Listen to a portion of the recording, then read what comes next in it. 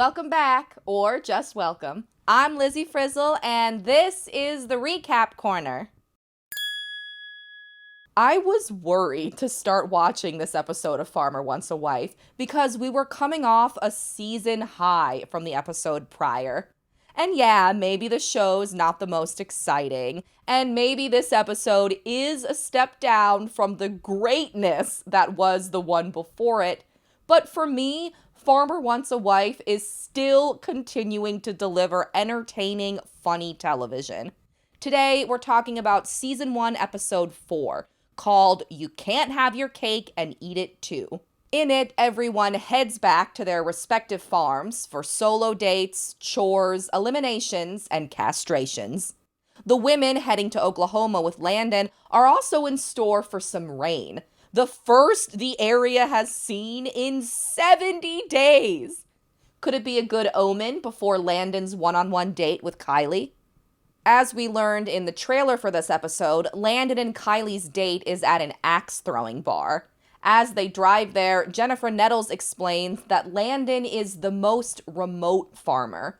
So I wonder how long it took them to get from his farm to the bar. I've seen a lot of axe-throwing bars on a lot of reality shows, but I've never been to one in real life. And before this date, neither had Landon. Kylie says she does have experience, but it doesn't help her throw the axes successfully. Let's see it.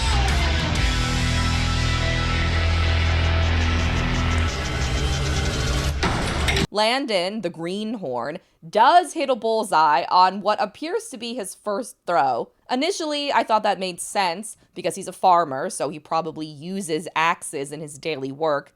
But then I thought, would he be throwing them in his daily work, though? Regardless, Landon teaches Kylie the proper axe-throwing technique. Is that supposed to be like the countrified version of teaching someone to shoot pool or hit a golf ball? After all the axes have been thrown, Landon and Kylie sit down for some intimate conversation. But it's mostly Landon lightly negging her. Landon and Kylie dive into more serious conversations about the future. I wholeheartedly expected you to beat me at axe throwing in that. I thought I was going to, too. Still apologize for just completely shaming you. Dork. That seems to be one of his go-to moves. He did the same thing to Ashley L. in the series premiere when they talked about Texas versus Oklahoma. But my favorite part of this scene is the set decoration. The only thing on Landon and Kylie's table is a single cocktail, and the amount of alcohol in it changes drastically from moment to moment, ruining any continuity the conversation could have had otherwise. After they leave the bar, Landon and Kylie are walking outside some building. It looks like a gas station to me, but it could still be the bar. Either way, Landon confesses that he promised his mom he wouldn't kiss anyone on TV while being one of the leads on a dating show. Landon quickly leads Kylie behind the building, kisses her even quicker, then they walk back out. Landon thinks he's slick and kept the whole thing off camera, but of course he didn't. My mother would kill me. I promised her I wouldn't kiss anybody on camera. I'd be a liar if I say I didn't think about it.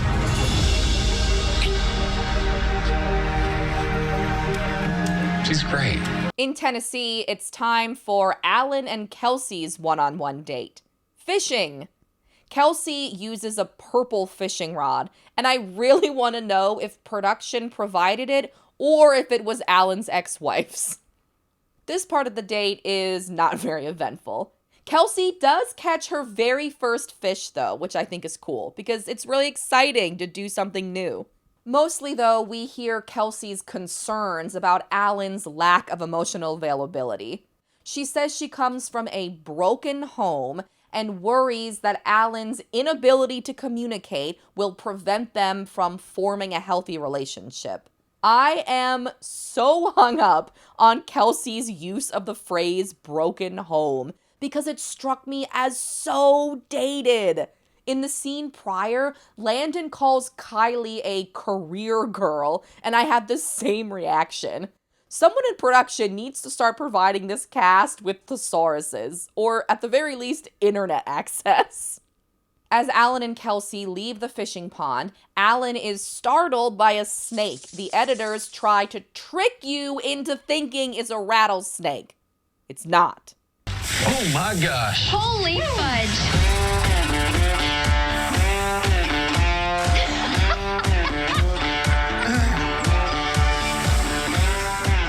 Oh my gosh. Glad you were there to save me.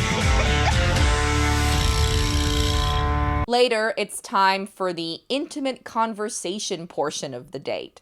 This one takes place in the bed of a pickup truck. The big question is, will Alan kiss Kelsey? She wants him to. She's waiting and waiting and waiting for it to happen. She's given him the eyes to the nth degree.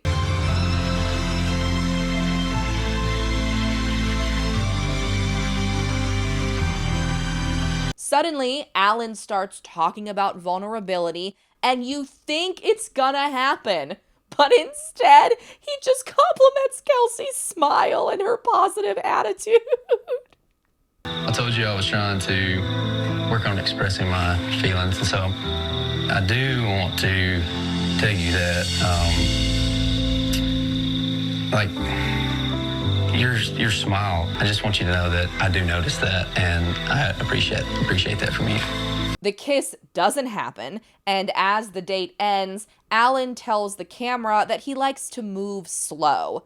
In his mind, it keeps things more genuine and prevents feelings from being heightened too quickly, only to flake out. So basically what I'm getting from that is that Alan doesn't like lust. In Georgia, Stephanie preps for her solo date with Hunter while she tells the camera that city guys just aren't that loyal. Poor city guys. All they did was move to the city, and now they're this show's biggest antagonist.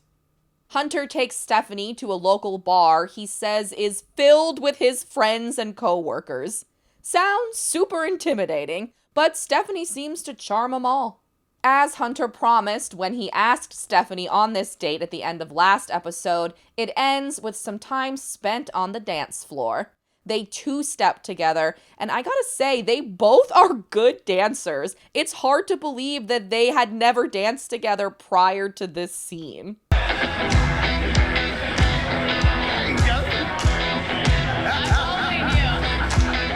I don't feel like I've ever dated anybody like Hunter before. Like, he's definitely unique.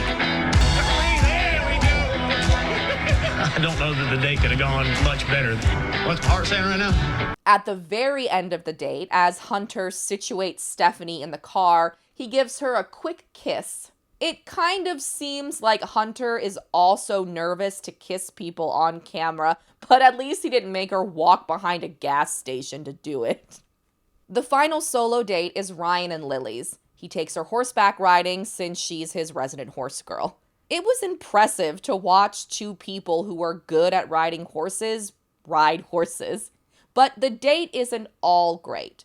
To camera, Ryan worries about Lily's age. He's 32, she's 24, and he says that when he was that age, he didn't know who he was yet. That was definitely true for me too, but Lily seems pretty freaking sure of herself, and a lot of Ryan's fears are instantly quelled during their intimate conversation.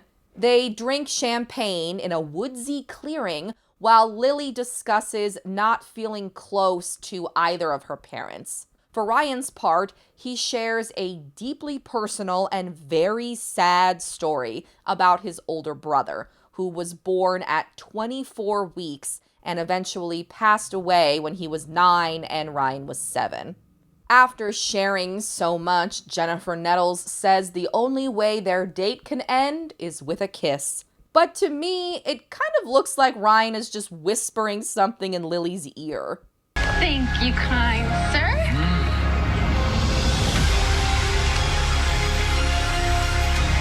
Regardless, that Ryan did share so openly with Lily is probably a good indication that she's gonna be around for a while, as if their horse bond wasn't enough already. The next morning, it's time for another round of farm chores and contestant check-ins. On Alan's farm in Tennessee, Cassidy Joe tells us that she handled Alan and Kelsey's one-on-one date a lot better than she thought she would. I'm pretty sad to hear that because I would love to see Cassidy Joe freak out more than she already has. But she's probably feeling relieved because the morning after the date, Kelsey is now thinking of quitting the show. Basically, it's Ariana all over again. Alan's complete and utter lack of physical affection is making Kelsey wonder if there's more than a friendship between them, and she doesn't get any answers during the day's farm work. Alan leads his contestants into the fields to teach them how to mow using his tractor. This is the second time Alan's tractor is coming up as a set piece, but I think it really works. It's a great opportunity for everyone to grab a one-on-one moment with him. But as is usually the case on Alan's farm, Cassidy Joe is the star of the segment. During her turn in the tractor, she and Alan trade what's becoming their typical brand of banter. I'm trying to be a good sport about the whole, like, I get what we're doing, and I understand what I signed up for, but honey, you got 4 chicks fighting over you. It's true. Don't worry, I'm in control. Are you? Yeah, I got this. this. Are you sure? It's fine. This might be the only time you're in control. I'm just gonna let you know. Is that right? Yes. It's more of the same over on Landon's farm in Oklahoma, too, as Nicole keeps spiraling about whether or not he likes her. At this point, it's pretty obvious that the dating show environment just isn't for her, but Landon's gonna drag her through the rest of the episode instead of mercifully eliminating her now. He tells Nicole to pull him for a private moment whenever she needs reassurance, and promises to do whatever he can to help her feel comfortable. Landon also says that Nicole was one of the women he was most excited to meet, like when filming started. But if that were true, then why wouldn't he have chosen her for either of the solo dates? Especially the second one, which took place after she told him about her insecurities. For their farm work, Landon leads his contestants to a running stream on his farm. In it, they need to build a water gap fence. If I understand correctly, it's a special type of fencing that allows water to pass through it but blocks cattle or other animals. I didn't really understand Landon's explanation in the episode, so I did some extra reading online, and while I was in a forum, look who I found! Either Landon's contestants genuinely enjoyed building this fence, or he's got the best actors in the cast, because they're all giggling and playing in the mud. Landon picks up Zoe and tosses her into the stream. Kylie tries seducing him with a saw. Who wants on the saw? You want on the saw? Yeah. Okay. I want the sharp objects. Dive in, girls. We hear from Ashley R., who thinks her daughter Harper would love playing on the farm. And we see Ashley L. continue her pattern of falling down during the farm work segments. The only contestant who has no fun is Nicole, and rather than pull her for a private moment of reassurance like Landon talked about earlier, instead he just tells the camera that she's secluding herself. It kind of comes off like Landon is not happy, but like relieved that Nicole's having such a terrible time, because it's gonna make the upcoming elimination a lot easier. Though the way Landon tells it, it seems like he'd rather not eliminate anyone and convince the women to convert to polygamy instead. It's not a fun part, but they can't all stay. I mean, unless we go to Utah. I know he was just joking, but this moment grossed me out so much. And I also think it lends a lot of credence to all the concerns his contestants had last episode about whether or not he's actually interested in getting to know them, or does he just like having 5 women around his house. In North Carolina, Ryan's contestants spend the morning prepping for a picnic that afternoon. A few of Ryan's friends are coming over to meet them and offer him advice. I really liked seeing the farmers' real lives get involved this early. We met Hunter's friends at the bar. Now Ryan's friends are coming over to his house. It feels like real effort or at least more effort than I anticipated, is going into assessing compatibility. At the end of the picnic, Ryan's friends decide that Haley is nice, but new to the farm life. Lily is nice, but she and Ryan might argue the most. And Portia is nice, but she might not be a good match for Ryan. And apparently Portia agrees. If I had to give me and Ryan's connection a grade, it's not an F, but it probably would be like a D minus. It would be really low because I see the other girls are more engaged with him. No one offers any opinions on either Sarah. That just leaves Hunter's farm in Georgia. And the chore he puts his contestants through is probably going to be the most intense thing that happens all season. Even the way he introduces the chore is, like, maniacal. So what are we doing today? We're gonna do some tagging and a little bit of accounting, I guess. Accounting. Yeah, you gotta account for 2 things on a bull to make him a steer. Yep, Hunter's contestants are tagging cattle and castrating bulls. Though, in reality, Hunter and some guy do the castrating. This entire segment was wild.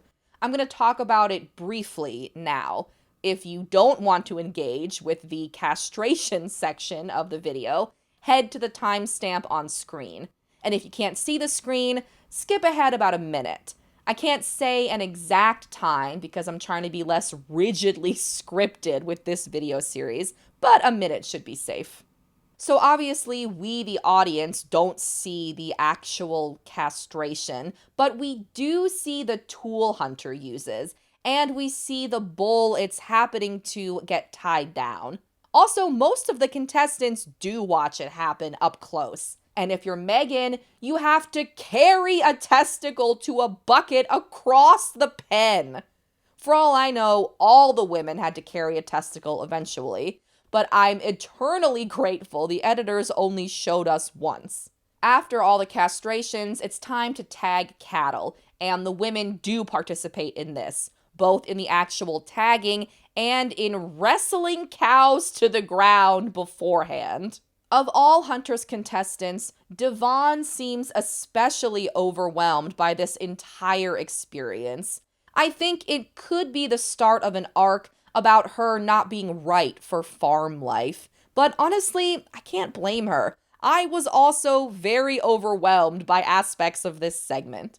Part of me appreciated a reality show's willingness to depict the realities of farm life, but another part of me wondered how realistic this segment actually was.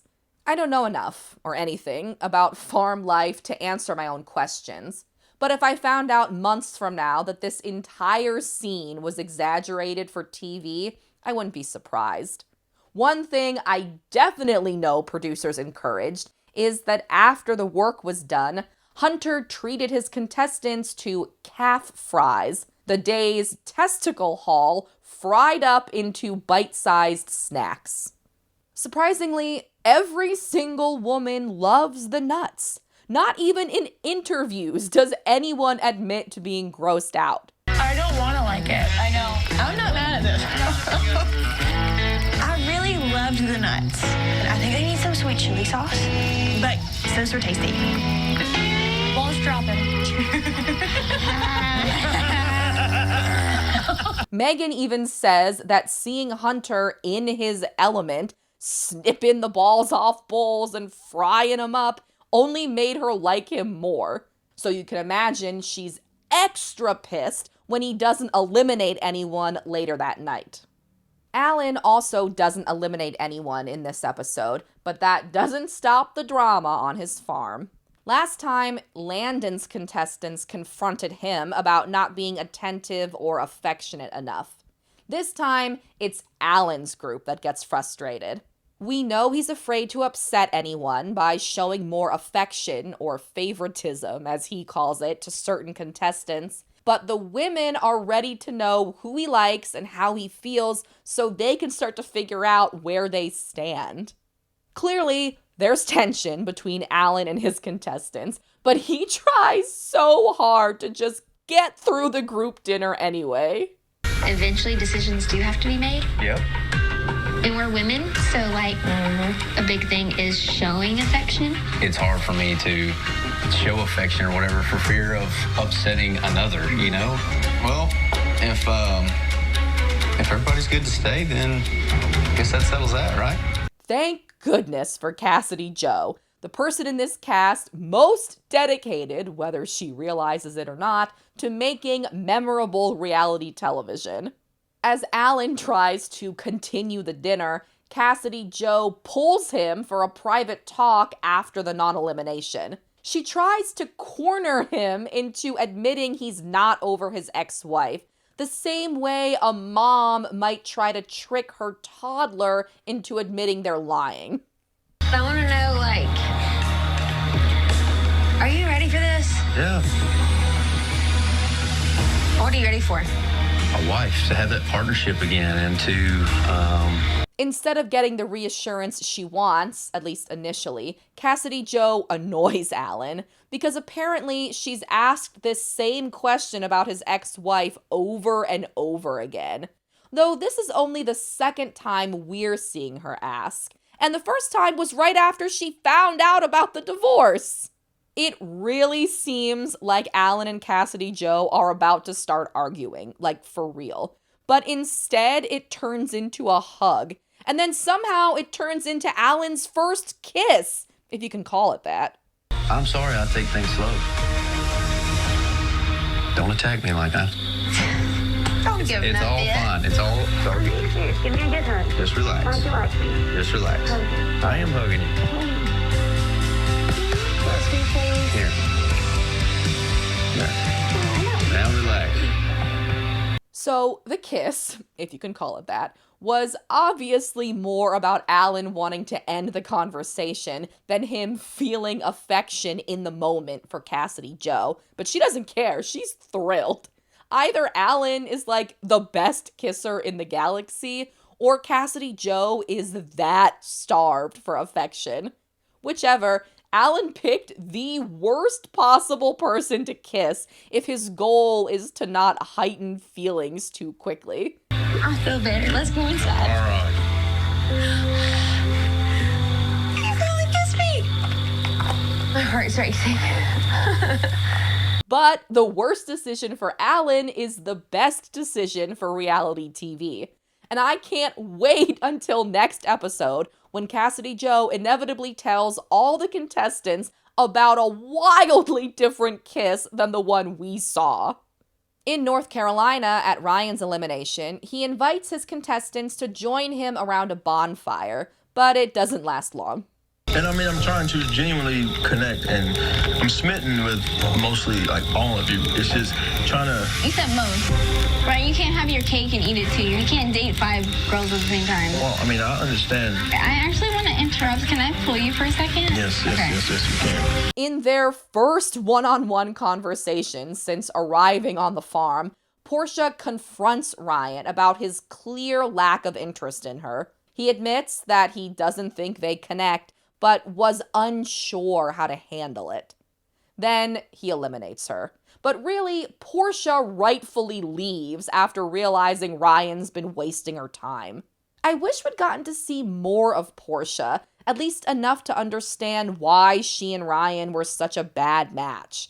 She clearly got along with all the women, because when she announces her departure, they all ditch Ryan at the bonfire to help her pack. That just leaves Landon's elimination. During dinner, he asks Nicole to help him get more wine, so they have a private moment where he can eliminate her in the politest way possible. But he can't even manage that. Instead of saying anything definitive to let Nicole know she's being eliminated, Landon dances around it so much she doesn't realize it's happening. It's like when Chris breaks up with Anne on Parks and Rec and she doesn't know. Like, I see this spirit in you, and it's almost like this place stifled it. And I've wanted nothing more than to see a sparkle in your eye when you're here. And I've seen way more tears than sparkles. Now, I've never had to eliminate anyone from a competition where the prize is my affection. I'm sure it's difficult. But all Landon has to say is, you're eliminated. It's not going to work out. I'm sending you home. Any of those will do. Instead, he keeps doubling down on the vagueness, which makes it even sadder when Nicole finally gets what's going on. I'm trying. And I guess that's just who I am, and if that's not what you're looking for, then, that's okay. It's not that I don't want you here. I don't feel like this is your life. I don't feel like this is a life that you're going to thrive in. And this nobody's fault. She climbs into the black production van of Elimination, takes off down the dirt driveway, never to be seen in Oklahoma again. Probably. In the next episode, the cast reunites again, this time at a demolition derby in South Carolina. There, the Is Kelsey quitting drama continues, probably exacerbated by news of Alan and Cassidy Joe's pity peck. Also, Haley worries about her connection with Ryan when she sees him pull Sarah V for a private moment. The rest of the trailer seems to be for the rest of the season, but the internet says the total episode count is 10, so maybe it's like a pre-mid-season trailer. In it, we see the cast gather at another barn with chandeliers. Megan delivers a baby calf. People ride horses, some more successfully than others. I think I'm falling in love. We see various contestants react to various things. And in the end, we see Landon waiting for his winner in a circular corral. We also see the silhouette of one of the winners. Does it look like Sarah I with an H to anyone else? Is she Ryan's winner? Or does she switch to Landon? Thanks for watching. Come back next Tuesday for another Farmer Wants a Wife recap. And in the meantime, if you're so inclined, please like and subscribe. Thanks again. See you next Tuesday. Bye. See you next Tuesday. Oops.